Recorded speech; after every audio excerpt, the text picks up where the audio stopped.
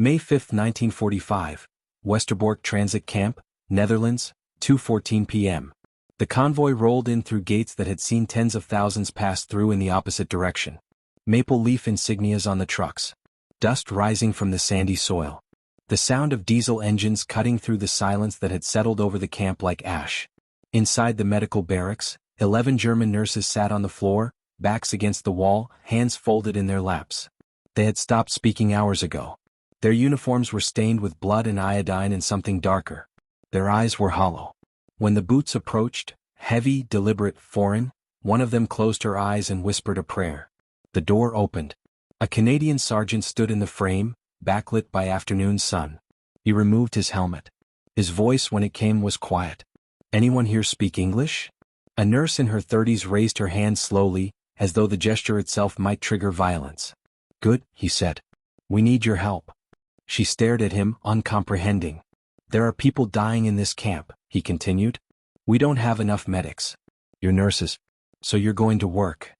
The woman's voice came out hoarse, broken. Bit binden ces. Please. And it.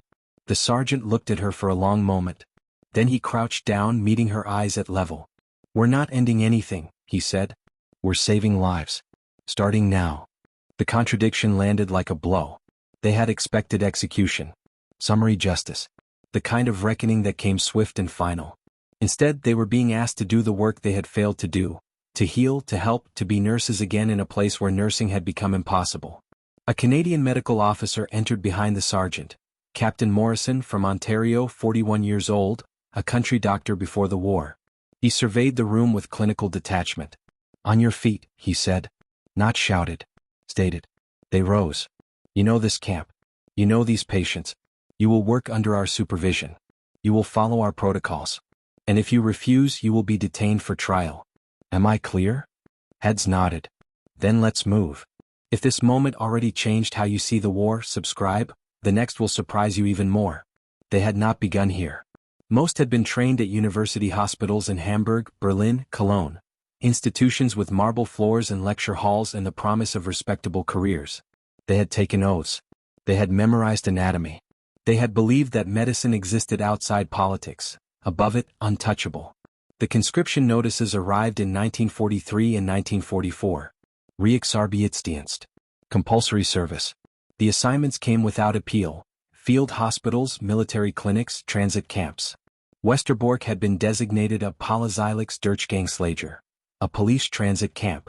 The nurses were told they would provide medical screening, ensure transport readiness, maintain order. They were not told what the transports carried or where they went. By the time they understood, it was too late to claim ignorance. The journey to Westerbork had been brief for most. A train from Germany, a truck from the depot.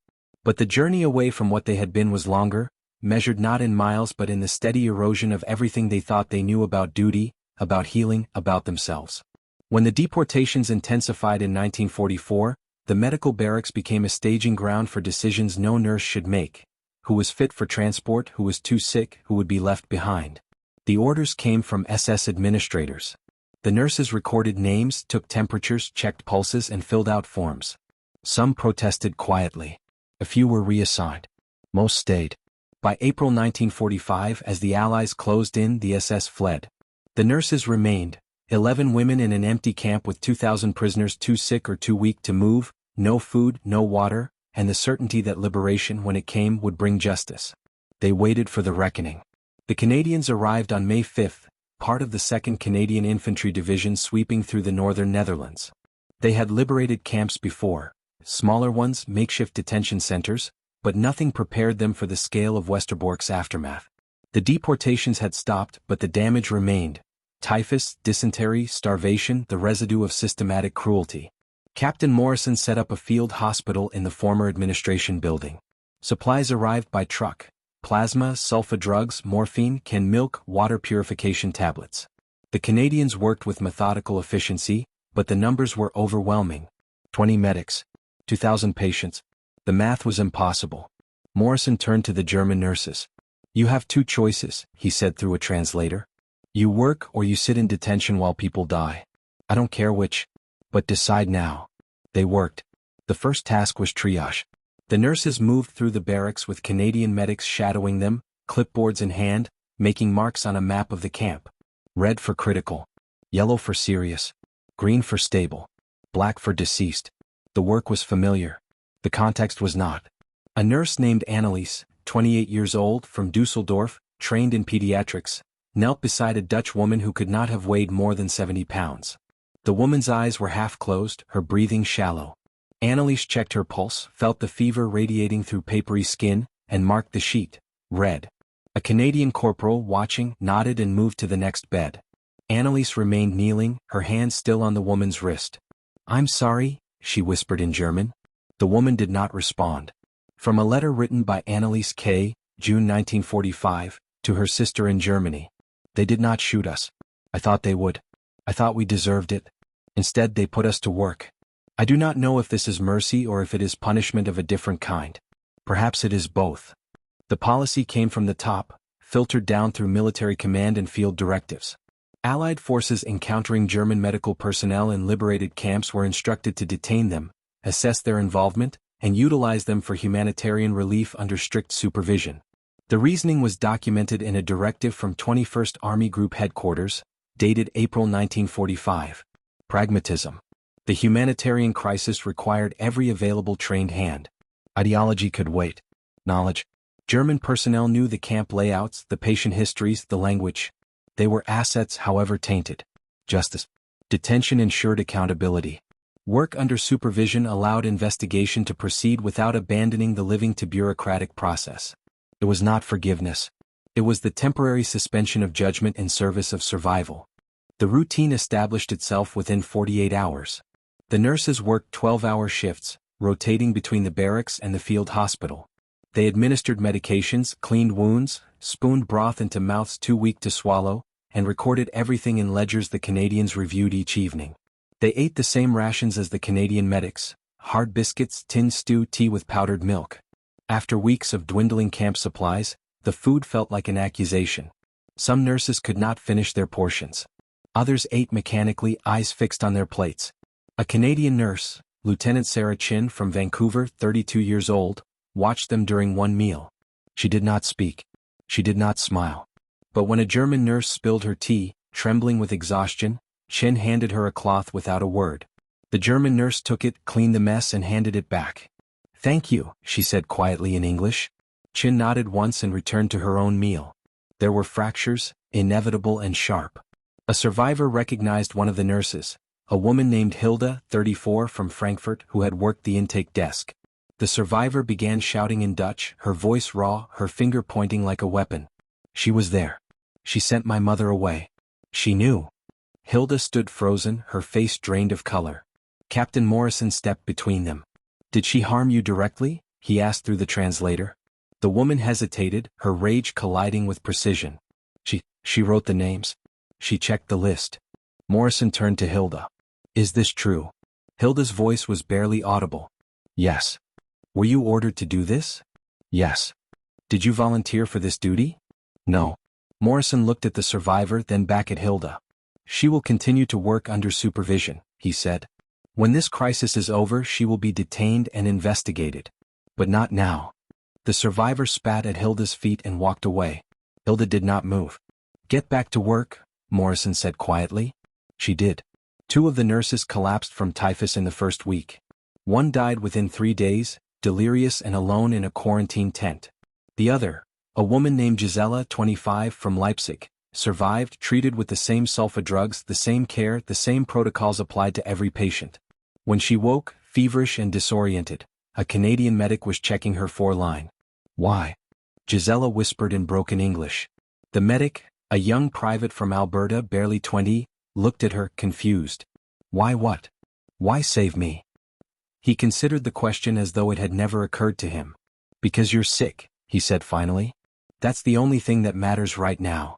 By late May, the immediate crisis had stabilized. The death rate slowed. Survivors strong enough to walk were transferred to displaced persons camps or repatriation centers. The barracks were emptied, fumigated, and sealed. The German nurses were moved to a detention facility 20 miles south, a former schoolhouse surrounded by barbed wire, guarded but not brutal. They were given beds, rations, and access to Red Cross parcels. They were interrogated, one by one, their testimonies recorded in triplicate.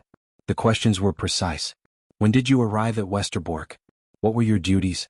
Did you participate in selections? Did you witness violence? Did you report it? Most answered carefully, aware that each word could determine their futures. Some wept. One refused to speak at all for 3 days. From the interrogation transcript of Nurse Anneliese K., May 28, 1945. Question: Did you know where the transports were going?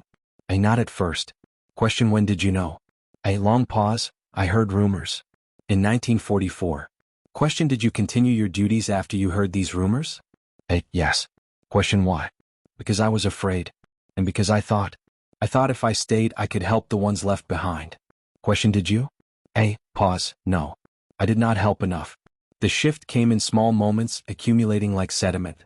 A Canadian guard shared a cigarette with a nurse during a break, both of them too tired to speak. A German nurse taught a Canadian medic how to recognize early signs of typhus relapse. A survivor, recovering, asked a nurse to read her a letter from Holland, and the nurse did, her voice steady, translating Dutch to German and back again. These were not reconciliations, but they were human exchanges, threading through the machinery of justice and memory. One evening in June, a Canadian chaplain visited the detention facility. He was a United Church minister from Saskatchewan, soft-spoken, with wire-rimmed glasses and hands that never stopped moving. He offered to hold a service. Optional. No coercion. 6 nurses attended. He read from the Psalms. He did not preach about guilt or redemption. He simply read the words, ancient, mournful, written by people who had also lived through collapse.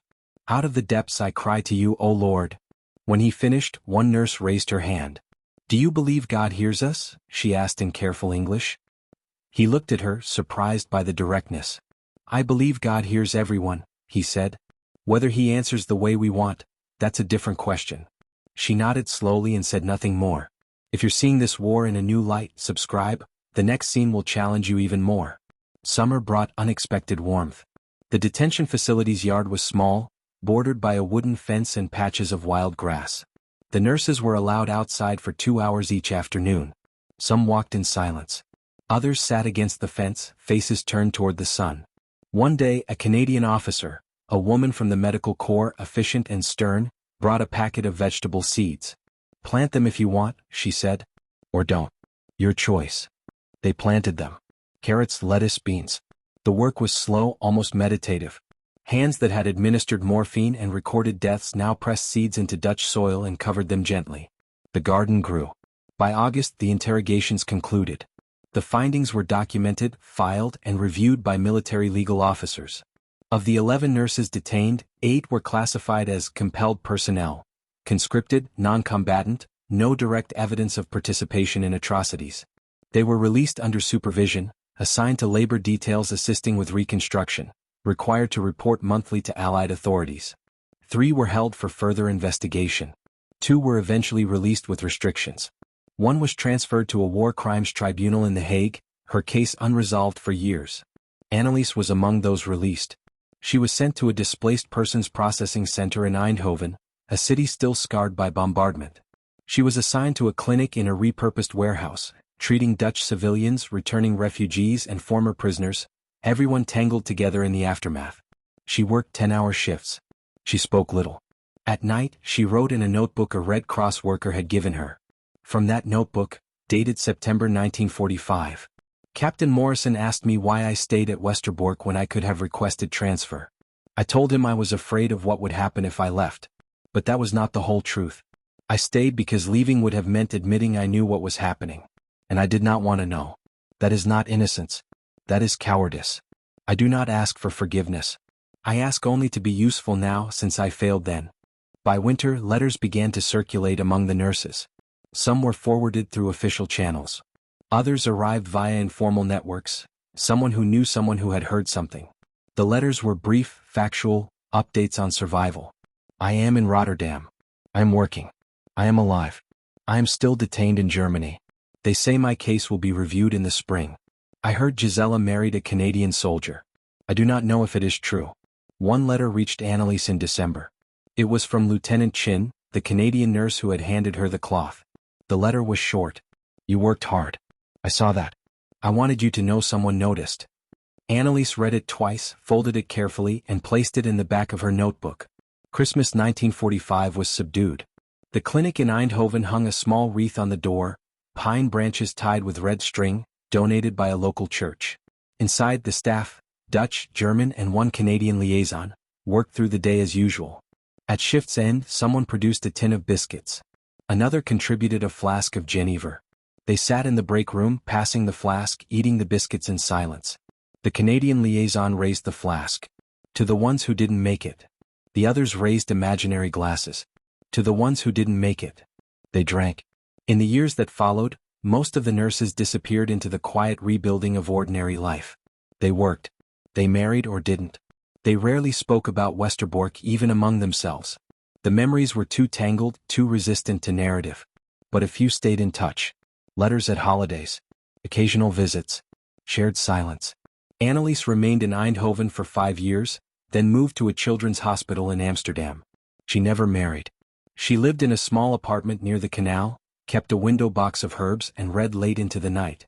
In 1963 she received a letter from Lieutenant Chin, who was retiring and moving to Vancouver Island. The letter was warm, filled with small details about grandchildren and gardening. At the end, Chin wrote, "I think about Westerbork sometimes. I think about how we worked side by side and how strange it was that we didn't hate each other. I don't know what that means. But I'm glad it happened." Annelies wrote back, "I think it means we chose life over death. That is not redemption. But it is something." If this story moved you, subscribe, because the hardest truths are the ones history almost forgot. The garden they planted at the detention facility bloomed once, then withered with the first frost. The schoolhouse was returned to children. The wire was removed. The guards moved on. But for a few women, the memory of those vegetables remained, small, ordinary, and stubbornly alive in soil that had absorbed so much suffering. They had begged for an end. They had been given instead the obligation to continue, not as absolution, not as redemption, but as the raw, unglamorous work of living with what they had done and what they had failed to do. The war had taught them to turn away. The peace taught them that bearing witness, even to their own failures, was the only honest way forward.